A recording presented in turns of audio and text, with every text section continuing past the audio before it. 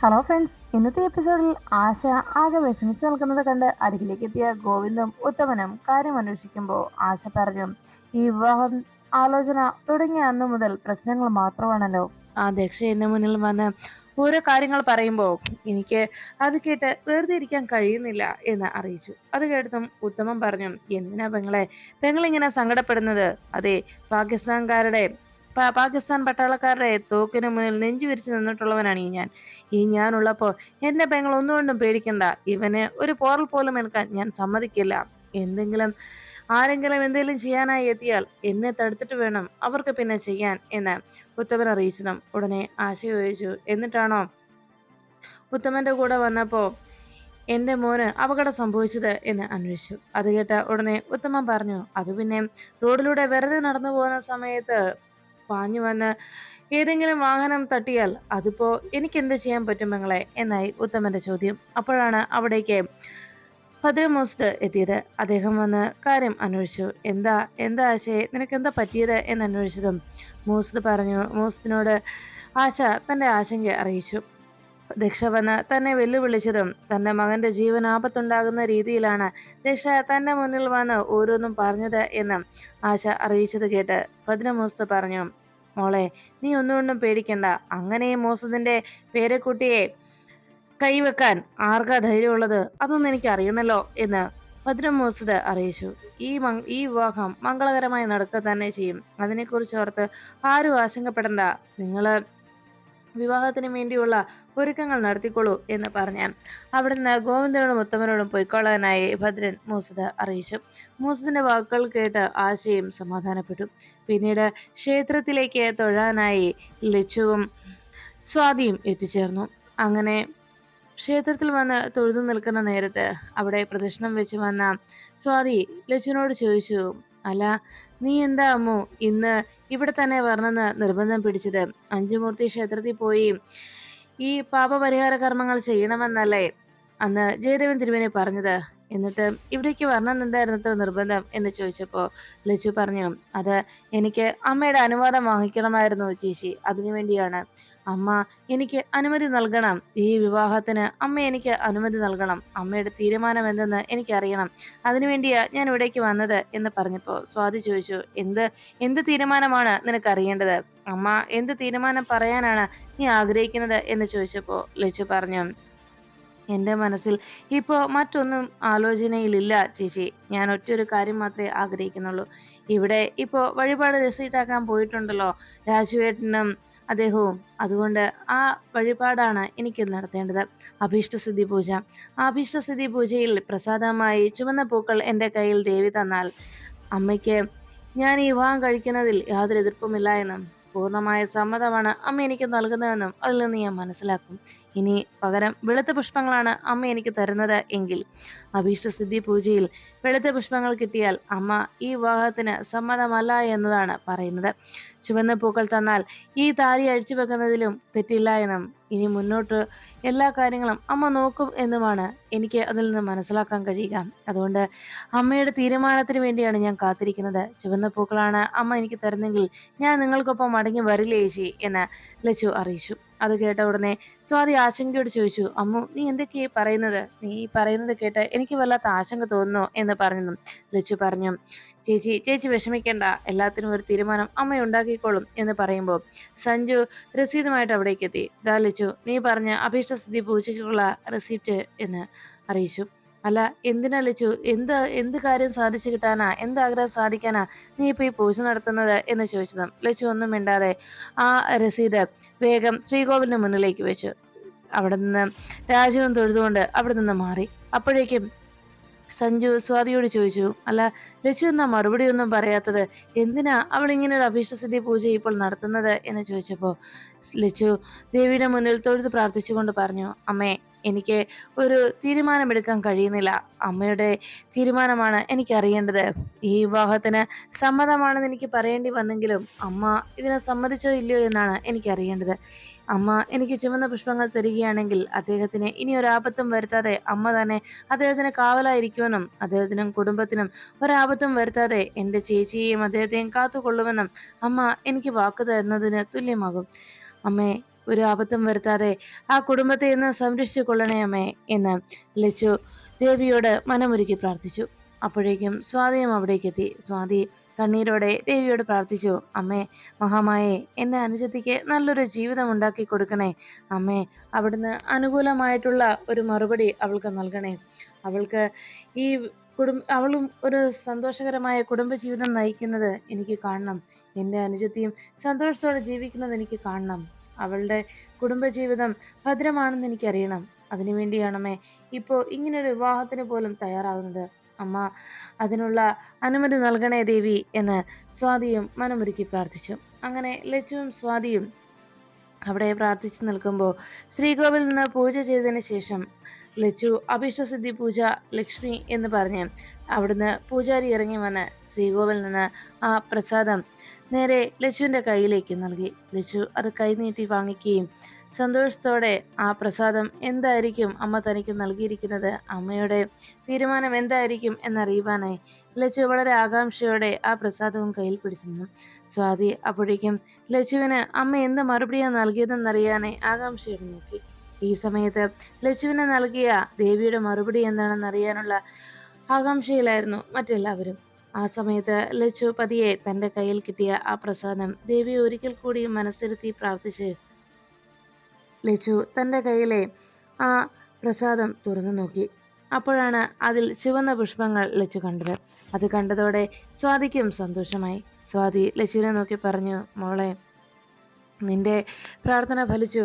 ദേവിത അനുകൂലമായ മറുപടി നൽകിയല്ലോ. ഇനി ഒന്നുകൊണ്ടും പേടിക്കണ്ടല്ലോ മോളെ എന്ന് പറഞ്ഞ് സ്വാതി ലച്ചുവിനെ ചേർത്ത് പിടിച്ചു. ലച്ചു സ്വാതിയോട്, അതേ ചേച്ചി, അമ്മ എല്ലാത്തിനും അനുമതി നൽകിയിരിക്കുന്നു എന്ന് ലച്ചു സന്തോഷത്തോടെ സ്വാതിയോടും മറുപടി നൽകുന്നു. അതിനുശേഷം ലച്ചുവിൻ്റെ വിവാഹം നടക്കാൻ പോകുന്നു എന്ന വാർത്ത ദക്ഷയുടെ കാതുകളിലെത്തുന്നു. അവിടേക്ക് ഉടനെ തന്നെ എത്തിയ ഗൗതം വിവരങ്ങളൊക്കെ ദക്ഷയോട് പങ്കുവച്ചു. ലച്ചുവിൻ്റെ വിവാഹത്തിനുള്ള ഒരുക്കങ്ങൾ മംഗളകരമായി നടന്നു തുടങ്ങിയിരിക്കുന്നുവെന്നും മാത്രമല്ല കവിത വിവാഹം മുടക്കുന്നതിന് വേണ്ടിയുള്ള ഒരുക്കങ്ങൾ നടത്തിയിട്ടുണ്ട് എന്നും കവിതയുടെ നീക്കം എന്താണെന്ന് വ്യക്തമായി മനസ്സിലാക്കാൻ നമുക്ക് സാധിച്ചിട്ടില്ല എന്നും ദക്ഷയോട് ഗൗതം അറിയിച്ചു. ഗൗതത്തിന്റെ വാക്കുകൾ കേട്ട ദക്ഷ പറഞ്ഞു, ഒരു കാരണവശാലും കവിത ആ വിവാഹത്തിൽ പങ്കെടുക്കുകയോ കവിത ആ കുടുംബത്തെ തകർക്കുന്നതിന് മുൻപ് തന്നെ നമുക്ക് നമ്മുടെ ലക്ഷ്യം നിറവേറ്റണമേട്ടാ എന്ന് ദക്ഷ ഗൗതമിനോട് അറിയിച്ചു. ആ വിവാഹത്തിൽ പങ്കുചേരാനായി എത്തിയവർ ആരും തന്നെ ജീവനോടെ അവിടെ നിന്ന് മടങ്ങരുത്. ലച്ചുവിൻ്റെ ജീവൻ അവനാണ് നമുക്ക് ആദ്യം വേണ്ടത്. ലച്ചുവിനെ ഇല്ലാതാക്കണം. അവളോട് എനിക്ക് സ്നേഹമുണ്ടായിട്ടൊന്നും ആയിരുന്നില്ല ഇത്രയും നാളും അവളെ ഞാൻ വെറുതെ വിട്ടിരുന്നത്. പക്ഷേ അമ്മയെ നമ്മുടെ മുന്നിൽ എത്തിച്ചില്ലേ.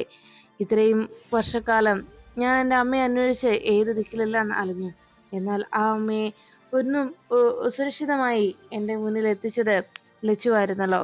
അതുകൊണ്ട് മാത്രം ആ ഒരു നന്ദി മാത്രമായിരുന്നു ഞാൻ ലച്ചുവിനോട് കാണിച്ചിരുന്നത്. എന്നാൽ ഇനിയും ലച്ചു ജീവനോടെ ഉള്ളത് നമുക്ക് തന്നെ ഭീഷണിയാണ്. നമുക്ക് നമ്മുടെ പകയും പ്രതികാരവും തീർക്കാൻ മംഗലശ്ശേരിയിലുള്ള ഒരാളെ പോലും തൊടാൻ അവൾ അനുവദിക്കില്ല. അതുകൊണ്ട് തന്നെ അവളുടെ ജീവനാണ് ആദ്യം നമുക്ക് എടുക്കേണ്ടത്. അതിനു വേണ്ടിയുള്ള കാര്യങ്ങൾ ഏട്ടൻ ചെയ്തു കൊള്ളണം എന്ന് ദക്ഷ ഗൗതമിനോട് അറിയിച്ചു. അത് കേട്ട ഗൗതം താൻ അത് വേണ്ടതുപോലെ കൈകാര്യം ചെയ്തോളാമെന്നും ഒന്നും പേടിക്കണ്ട എന്നും ഒരു കാരണവശാലും ലച്ചുവിൻ്റെ വിവാഹം നടക്കാൻ പോകുന്നില്ല എന്നും ദക്ഷയ്ക്ക് ഗൗതം വാക്ക് നൽകുന്നു. അതിനുശേഷം തൻ്റെ വക്കീലുമായി കവിത സംസാരിച്ചു. എത്ര പേരാണ് നമുക്ക് വേണ്ടി അവിടെ അണിനിരക്കാൻ പോകുന്നത് എന്ന് വക്കീലിനോട് കവിത അന്വേഷിച്ചതും 50ഓളം ആളുകളുണ്ട് എന്ന് അയാൾ മറുപടി നൽകി. പുറത്തു വെച്ച് തന്നെ സ്വാതിയെയും സഞ്ജുവിനെയും തീർക്കാൻ തന്നെയാണ് നമ്മുടെ തീരുമാനമെന്നും അയാൾ അറിയിച്ചു. ലച്ചുവിനെയും ആ കൂട്ടത്തിൽ ഇല്ലാതാക്കണം. പിന്നെ മംഗലശ്ശേരിയിലുള്ള ഒരാളെയും വെറുതെ വിടരുത് എന്നും കവിത ഓർമ്മിപ്പിച്ചു. തൽക്കാലം മേഡം പുറത്ത് ഇറങ്ങണ്ട. മേഡം അകത്തിരുന്ന് തന്നെ കളികൾ കണ്ട് ആസ്വദിച്ചാൽ മതി. മേഡത്തിന് അറിയാമല്ലോ കോടതിയിൽ നിന്നുള്ള താക്കീത് എന്താണെന്നുള്ള കാര്യം. അതുകൊണ്ട് തന്നെ മേഡം ഒരു കാരണവശാലും ഈ കാര്യത്തിലൊന്നും നേരിട്ട് ഇൻവോൾവ് ആവരുത് എന്ന് കവിതയോട് വക്കീൽ അറിയിച്ചു. അത് കേട്ടതും വക്കീലിന്റെ വാക്കുകൾ കേട്ട കവിത പറഞ്ഞു, തൽക്കാലം ഞാൻ ഇൻവോൾവ് ആവുന്നില്ല. പക്ഷേ എനിക്ക് കാണണം എൻ്റെ ശത്രുക്കളുടെ നാശം സംഭവിക്കുന്നത്, അവരുടെ ജീവൻ പിടഞ്ഞില്ലാതാകുന്നത് എനിക്ക് കാണണം എന്ന് കവിത വക്കീലിനോട് അറിയിച്ചു. പിറ്റേന്ന് ക്ഷേത്രത്തിൽ പോയി വിവാഹത്തിന് വേണ്ടിയുള്ള എല്ലാ ഒരുക്കങ്ങളും നടത്തി കഴിഞ്ഞു.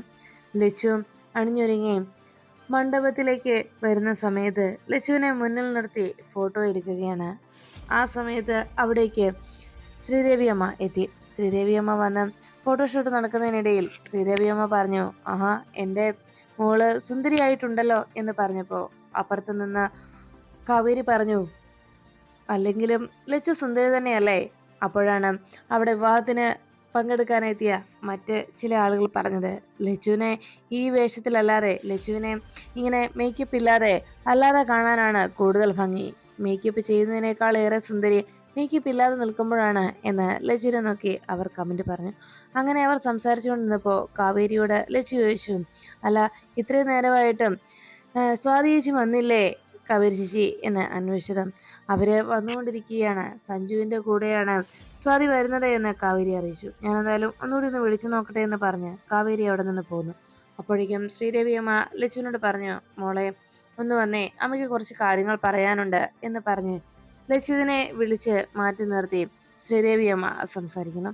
ലച്ചു, എന്താ അമ്മേ, എന്ത് പറ്റി, എന്താ അമ്മയ്ക്ക് പറയാനുള്ളത് എന്ന് ലച്ചു അന്വേഷിച്ചു. അപ്പോഴേക്കും ശ്രീദേവി പറഞ്ഞു, മോളെ ഞാൻ നിന്നോട് പറയാൻ വന്നത് വേറൊന്നുമല്ല, പരമ്പരാഗതമായിട്ട് മംഗലശ്ശേരി തറവാട്ടിൽ വന്നു കയറുന്ന മരുമക്കൾക്ക് കൈമാറി വരുന്ന ആഭരണങ്ങളുണ്ട്. അത് പരമ്പരാഗതമായി ആ കുടുംബത്തിന്റെ സ്വത്താണ്. ആ സ്വത്ത് എൻ്റെ കയ്യിൽ അമ്മ ഏൽപ്പിച്ചിട്ടുണ്ടായിരുന്നു. അത് ഞാനിപ്പോ മോൾക്ക് തരികയാണ് എന്ന് പറഞ്ഞു. അത് കേട്ട ലച്ചു പറഞ്ഞു, അയ്യോ അമ്മേ, അതിന്റെ അവകാശി അത് ചേച്ചിയല്ലേ അമ്മേ, ചേച്ചിക്ക് വേണ്ടി അത് നൽകാൻ എന്ന് ചോദിച്ചതും ശ്രീദേവിയമ്മ പറഞ്ഞു, മോളെ ഞാൻ പറയുന്നത് ശരിയല്ലെന്ന് എനിക്കറിയാം. എന്നും എൻ്റെ മോള് എൻ്റെ കൂടെ തന്നെ ഉണ്ടാകണമെന്നതായിരുന്നു എൻ്റെ ആഗ്രഹം. എന്നാൽ ഇനിയും ഞാൻ അങ്ങനെ ഒരു ആഗ്രഹം വെച്ച് പുലർത്തുന്നത് ശരിയല്ലല്ലോ. അതുകൊണ്ട് തന്നെ എവിടെയാണെങ്കിലും ഈ അമ്മയെ മോള് മറക്കരുത് കേട്ടോ എന്ന് ലച്ചുവിനോട് പറഞ്ഞത് കേട്ട് ശ്രീദേവി വളരെ സ്നേഹത്തോടെ പറയുമ്പോൾ ലച്ചു പറഞ്ഞു, അമ്മയെ മറക്കാനോ ഒരിക്കലുമില്ലമ്മേ. എനിക്ക് അമ്മയെ മറന്നിട്ട് ഒരു ജീവിതമുണ്ടോ? എൻ്റെ സ്വന്തം അമ്മ തന്നെയല്ലേ എന്ന് പറഞ്ഞ് ലച്ചു ശ്രീദേവിയെ കെട്ടിപ്പിടിച്ചു. അപ്പോഴേക്കും ശ്രീദേവി പറഞ്ഞു, മോളെ നിനക്ക് ഞാൻ ആ ആഭരണങ്ങൾ ഇപ്പോൾ തരാം എന്ന് പറഞ്ഞതും ലച്ചു വീണ്ടും പറഞ്ഞു, അത് ചേച്ചിയുടെ കയ്യിൽ കൊടുത്താൽ മതി അമ്മേ, അത് ചേച്ചിയല്ലേ അതിന്റെ അവകാശി. അപ്പോഴേക്കും ശ്രീദേവി പറഞ്ഞു, അത് ലച്ചു, ആ ആഭരണങ്ങൾ ഞാൻ നിനക്ക് തരുന്നതിന് മറ്റൊരു കാരണമുണ്ട്. എന്തൊക്കെ സംഭവിച്ചെന്ന് പറഞ്ഞാലും മംഗലശ്ശേരിയിലെ എൻ്റെ മരുമകൾ, ആദ്യത്തെ മരുമകൾ നീ തന്നെയാണ് മോളെ. അതുകൊണ്ട് തന്നെ ആ ആഭരണങ്ങൾ നിന്റെ കൈവശമാണ് എത്തിച്ചേരേണ്ടതും. മറിച്ച് അത് സ്വാതിയുടെ കൈകളിൽ എത്തിയാൽ സ്വാതിക്കത് വെറും കൗതുക വസ്തു മാത്രമായിരിക്കും. എന്നാൽ ആ ആഭരണങ്ങളുടെ പവിത്രതയും മൂല്യവും വ്യക്തമായി അറിയാവുകയും അത് മനസ്സിലാക്കുകയും ചെയ്യുന്ന കൈകളിൽ വേണം അത് എത്തിച്ചേരാൻ. അത് മോളുടെ കയ്യിൽ തന്നെയാണ് ഇരിക്കേണ്ടത്. മോളുടെ കൈകളിൽ അത് എത്തിച്ചേർന്നാൽ അതവിടെ സുരക്ഷിതമാണെന്ന് എനിക്ക് ഉറപ്പുണ്ട്. മംഗലശ്ശേരി തറവാടിന് പിന്നീട് ഒരു ആപത്ത് സംഭവിക്കില്ലെന്നും ആ ആഭരണങ്ങൾ മോളുടെ കൈവശമാണെങ്കിൽ കുടുംബത്തിന് പിന്നെ ഒരു ദോഷങ്ങളും സംഭവിക്കില്ലെന്നും അമ്മയ്ക്ക് വിശ്വാസവും ഉറപ്പുമുണ്ട് എന്ന് ശ്രീദേവി ലച്ചുവിനോട് പറയുന്നു. അങ്ങനെ ലച്ചു ശ്രീദേവി അമ്മയുടെ വാക്കുകൾ കേട്ട് മനസ്സില്ലാ മനസ്സോടെ ശരിയെന്ന് സമ്മതം മൂളി. അപ്പോഴാണ് സഞ്ജുവിനോടൊപ്പം സ്വാതി കാറിൽ വന്നുകൊണ്ടിരിക്കുമ്പോൾ സ്വാതി സഞ്ജുവിനോട് പറഞ്ഞു, സഞ്ജു കുറച്ചുകൂടി വേഗത്തിൽ പോവും, എത്ര നേരമായി ലച്ചു അമ്മ എന്നെ വിളിച്ചുകൊണ്ടിരിക്കുന്നു, അവൾ കുറെ തവണ എന്നെ വിളിച്ചു. ഉടനെ സഞ്ജു പറഞ്ഞു, ദാ എത്താറായില്ലേ, ഇങ്ങനെയുണ്ടോ ഒരു തിടുക്കം എന്ന് ചോദിച്ചതും സ്വാതി പറഞ്ഞു, അല്ല സഞ്ജുവിന് താമസമുണ്ടായിരുന്നെങ്കിൽ ഞാൻ തനിച്ച് അച്ഛൻ്റെ ഒക്കെ കൂടെ പോയിക്കോളാമായിരുന്നല്ലോ, മുത്തച്ഛൻ്റെ കൂടെ പോകുമായിരുന്നല്ലോ, സഞ്ജു ഇത്രയും വൈകിയത് എന്തിനാ എന്നൊക്കെ അന്വേഷിച്ചു. അപ്പോഴാണ് സഞ്ജുവിൻ്റെ ഫോണിലേക്ക് ഒരു കോൾ വന്നത്. ആ കോൾ അറ്റൻഡ് ചെയ്യാനായി സഞ്ജു തയ്യാറാകുന്നത് കണ്ട് വീണ്ടും സ്വാതി പറഞ്ഞു, സഞ്ജു വേണ്ട, ഇനി ആ കോൾ എടുക്കണ്ട, ഇനിയും കോൾ എടുത്താലേ ഇനിയും വൈകും, അതുകൊണ്ട് വേഗം പോകാം നമുക്ക് എന്ന് പറഞ്ഞ് അവർ വീണ്ടും കാർ ഡ്രൈവ് ചെയ്ത് മുന്നോട്ട് പോയിക്കൊണ്ടിരുന്നു. അപ്പോഴാണ് ദക്ഷ ക്ഷേത്രത്തിലേക്കുള്ള ആ വഴിയരികിൽ ദക്ഷയുടെ വാഹനം പാർക്ക് ചെയ്ത് ദക്ഷ കാത്തു നിന്നു. ഉടനെ അവിടേക്ക് ഗൗതം എത്തി. മോളെ, നമ്മൾ അറിഞ്ഞത് ശരി തന്നെയാണ്, മണ്ഡപത്തിലേക്ക് വരൻ എത്തിക്കഴിഞ്ഞു, ഇനിയും വധുവിനെ കൂടി അവിടേക്ക് ആനയിച്ചാൽ മതി. എത്രയും പെട്ടെന്ന് തന്നെ വിവാഹം നടത്താനുള്ള തയ്യാറെടുപ്പിലാണ് എല്ലാവരും. എന്നാൽ കവിതയുടെ ഉദ്ദേശം എന്താണെന്ന് മാത്രം മനസ്സിലാവുന്നില്ല എന്ന് ഗൗതം ആശങ്കയോടെ ഗൗരിയോട് അറിയിച്ചു. എല്ലാം കേട്ടതിന് ശേഷം ദക്ഷ ചോദിച്ചു, ഏട്ടാ, നമ്മുടെ ആളുകൾ എല്ലാവരും സജ്ജമാണല്ലോ അല്ലേ എന്ന് അന്വേഷിച്ചതും, 30ഓളം ആളുകൾ നമ്മുടെ പക്ഷത്തുണ്ട്. അവര് ക്ഷേത്രത്തിനകത്തും പുറത്തുമായ പല ഭാഗങ്ങളിലായി നിൽക്കുകയാണ് എന്ന് ഗൗതം അറിയിച്ചു. കവിത എന്താ ചെയ്യാൻ പോകുന്നതെന്ന് യാതൊരു രൂപം കിട്ടുന്നില്ല. കവിത ഇനി വിവാഹത്തിന് ശേഷം അവർ വീട്ടിലേക്ക് മടങ്ങുന്ന സമയത്താണോ അറ്റാക്ക് നടത്തുക എന്ന് പോലും അറിയില്ല എന്ന് ഗൗതം ആശങ്കയോടെ പറഞ്ഞു. അത് കേട്ട ദക്ഷ പറഞ്ഞു, എന്തായാലും കവിതയുടെ ഒരു എൻട്രി ഉണ്ടാവുന്ന കാര്യത്തിൽ യാതൊരു സംശയവുമില്ല. പക്ഷേ അതിനു മുൻപ് നമുക്ക് മംഗലശ്ശേരിയിലുള്ള എല്ലാവരെയും തീർത്തിരിക്കണം. കവിത ഒട്ടുമിക്ക ആളുകളെയും തീർക്കും. നമുക്കും നമ്മുടെ പക തീർക്കാൻ പറ്റിയ അവസരമാണിത് എന്ന് ദക്ഷ അറിയിച്ചു. എന്തായാലും ഞാനിനി പോയി നോക്കട്ടെ, കാര്യങ്ങളുടെ കിടപ്പ് വശമൊക്കെ എങ്ങനെയാണെന്ന് അന്വേഷിച്ചിട്ട് വരാമെന്ന് പറഞ്ഞ് ഗൗതം അവിടെ നിന്ന് പോകുന്നു. ദക്ഷ കാറിൽ തന്നെ കാത്തിരുന്നു. അപ്പോഴാണ് സഞ്ജുവും സ്വാതിയും ക്ഷേത്രത്തിലേക്ക് വന്നുകൊണ്ടിരിക്കുന്ന സമയത്ത് പെട്ടെന്ന് അവരുടെ കാറിന് മുന്നിലേക്ക് മറ്റൊരു കാറ് വന്നു നിന്നു.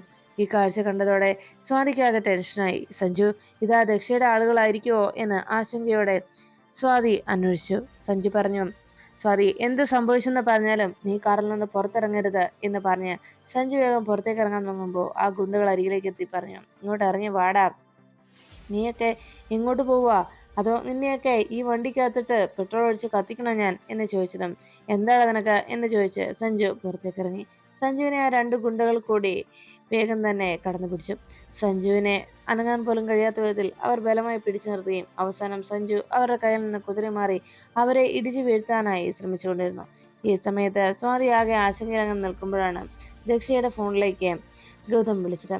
അവിടെ സ്വാതിയും സഞ്ജുവും വന്ന കാറ് കവിതയുടെ ആളുകൾ വഴിയിൽ വെച്ച് തടഞ്ഞു നിർത്തിയിരിക്കുകയാണെന്ന് അറിയിച്ചു.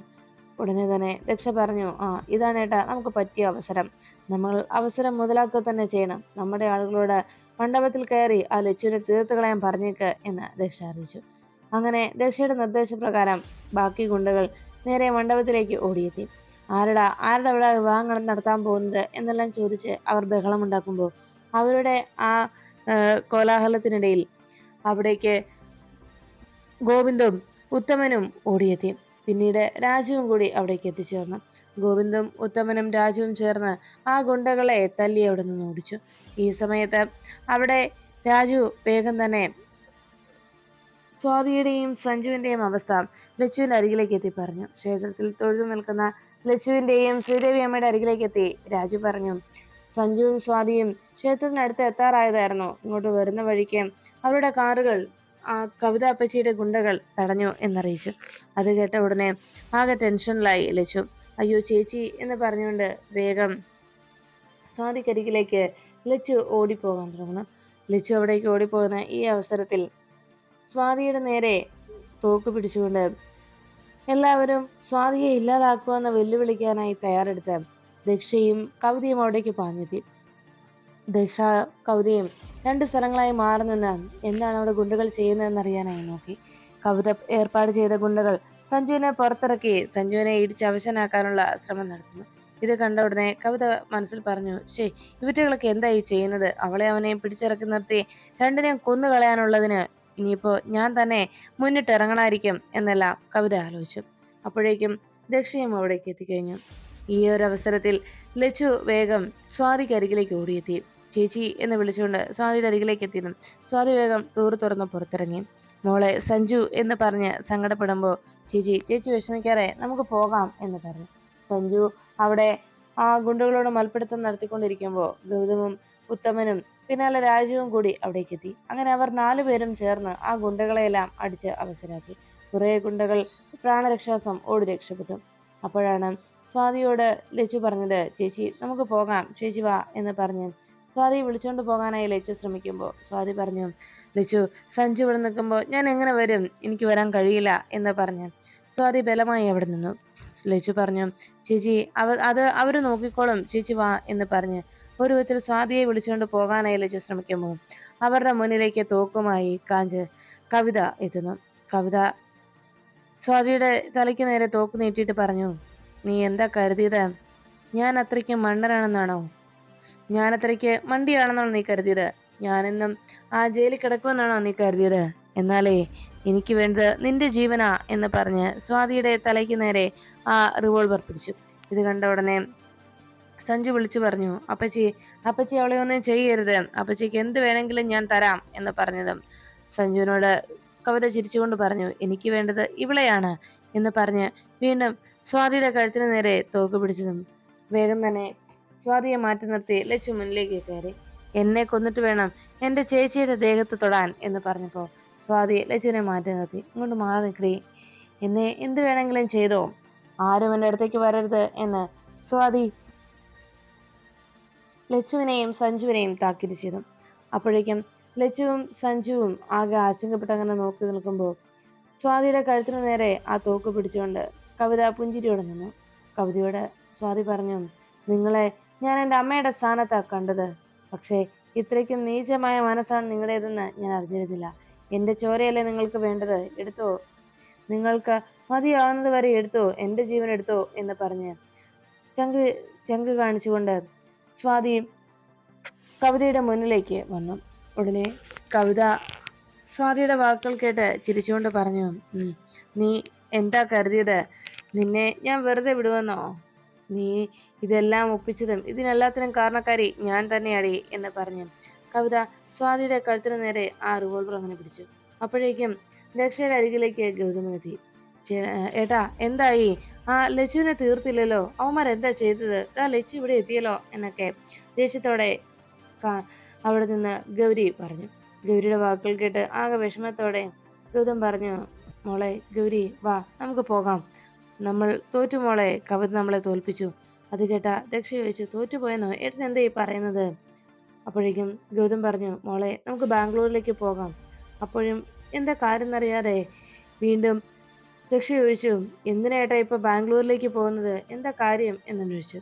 അപ്പോഴാണ് ഗൗതം പറഞ്ഞത്, മോളെ നിനക്ക് നമ്മുടെ മോളെ ഒരു വട്ടം കൂടി ഒന്ന് കാണണ്ടേ, ഒരു നോക്കൂടി കാണണ്ടേ എന്നന്വേഷിച്ചു. അത് കേട്ട ഉടനെ ആകെ ടെൻഷനിലായി ദക്ഷ. ഏട്ടാ, ഏട്ടൻ എന്താ ഈ പറയുന്നത്? എൻ്റെ മോൾക്ക് എന്താ പറ്റിയത് എന്ന് ചോദിച്ചതും ഗൗതം പറഞ്ഞു, മോളെ കവിത, അവൾ ഏർപ്പാട് ചെയ്ത ആളുകൾ നമ്മുടെ മോളിലെ പിന്നാലെ ഉണ്ടായിരുന്നു. അവൾ വെറും വാക്ക് പറഞ്ഞതായിരുന്നില്ല മോളെ, നമ്മുടെ പൊന്നുമോളെയും മല്ലികയും അവർ കൊന്നു കളഞ്ഞു. അത് കേട്ട ഉടനെ ദക്ഷ പൊട്ടിക്കരഞ്ഞു. ഏട്ടാ, എന്റെ മോള് എന്ന് പറഞ്ഞ് ദക്ഷ അലമുറയിട്ട് കരയുന്നു. അപ്പോഴേക്കും സഞ്ജു ആ ഗുണ്ടകളെ അടിച്ചൊതുക്കാനായി ശ്രമിച്ചുകൊണ്ടിരിക്കുമ്പോൾ അവിടെ നിന്ന് കവിത സഞ്ജുവിന്റെ മുന്നിൽ വെച്ച് സ്വാതിയുടെ ജീവൻ എടുക്കാനായി സ്വാതിയുടെ തലയ്ക്ക് നേരെ ആ തോക്ക് ചൂണ്ടി അങ്ങനെ നിന്നു. ഉടനെ തന്നെ ആകെ വിഷമത്തോടെ സ്വാതി ഭയന്ന് വരച്ച് അങ്ങനെ നിൽക്കുമ്പോൾ ലച്ചു സ്വാതിയെ രക്ഷിക്കാനായി മുന്നിലേക്ക് കടന്നിരിക്കാൻ നോക്കുമ്പോൾ ലച്ചുവിനെ മാറ്റി നിർത്തി, നിങ്ങളെന്നെ കൊന്നോ, എന്നാലും എനിക്കൊരു വിരോധവും ഇല്ല എന്ന് പറഞ്ഞ് സ്വാതി അങ്ങനെ വീണ്ടും ആ തോക്കിന് മുന്നിലേക്കായി കയറുന്നു. ലച്ചുവിനെയും സ്വാതിയുടെയും രണ്ടുപേരുടെയും ജീവൻ താൻ എടുക്കുമെന്ന് വെല്ലുവിളിച്ചുകൊണ്ട് കവിത ആ തോക്കിലെ കാഞ്ചി വലിക്കാൻ ഒരുങ്ങിയ നിമിഷത്തിൽ പെട്ടെന്ന് ഒരു വെടിശബ്ദം കേട്ടു. എന്താണെന്നറിയാതെ എല്ലാവരും അങ്ങനെ ഞെട്ടിത്തെറിച്ചു നോക്കി. സ്വാതിയും ലക്ഷ്മിയും പരസ്പരം അവർക്കൊന്നും സംഭവിച്ചില്ല എന്നുള്ള അതിശയത്തിൽ നോക്കി നിൽക്കുമ്പോൾ കവിതയുടെ പിന്നിലാണ് ആ വെടിയൊച്ച കേട്ടത്. കവിത പിന്തിരിഞ്ഞു നോക്കിയതും ദക്ഷ തോക്കുമായി മുന്നിൽ വന്നു നിൽക്കുന്നു. ദക്ഷയെ കണ്ടതും ദക്ഷ നീയോ എന്ന് ചോദിച്ചത് ഉടനെ തന്നെ ദക്ഷ പറഞ്ഞു, അതേടി ഞാൻ. നീ എന്റെ മോളുടെ ജീവൻ എടുത്തല്ലേടി എന്ന് ചോദിച്ച് നിന്നെ ഞാൻ വെറുതെ വിടില്ല എന്ന് പറഞ്ഞ് ദക്ഷ കവിതയുടെ തലയ്ക്ക് നേരെ ഷൂട്ട് ചെയ്തു. ആ നിമിഷം തന്നെ ജീവൻ നഷ്ടപ്പെട്ട് നിശ്ചലമായ ശരീരമായി കവിത നിലത്ത് വീണു. അപ്പോഴേക്കും എൻ്റെ പൊന്നുമോളെ നീ ഇല്ലാതാക്കിയല്ലേടി എന്ന് ചോദിച്ച് ദക്ഷ പൊട്ടിക്കരയുന്നത് കേട്ട് വേഗം തന്നെ ലച്ചു ദക്ഷയുടെ അരികിലേക്ക് ഓടിയെത്തി. ദക്ഷാമ്മേ എന്ന് വിളിച്ചതും ദക്ഷ ലച്ചുവിൻ്റെ കയ്യിലേക്ക് പിടിച്ചു. എൻ്റെ പൊന്നു ലച്ചു, ഞാൻ ചെയ്തത് എത്ര വലിയ തെറ്റാണെന്ന് ഇപ്പോൾ എനിക്ക് മനസ്സിലാക്കാൻ കഴിയുന്നുണ്ട്.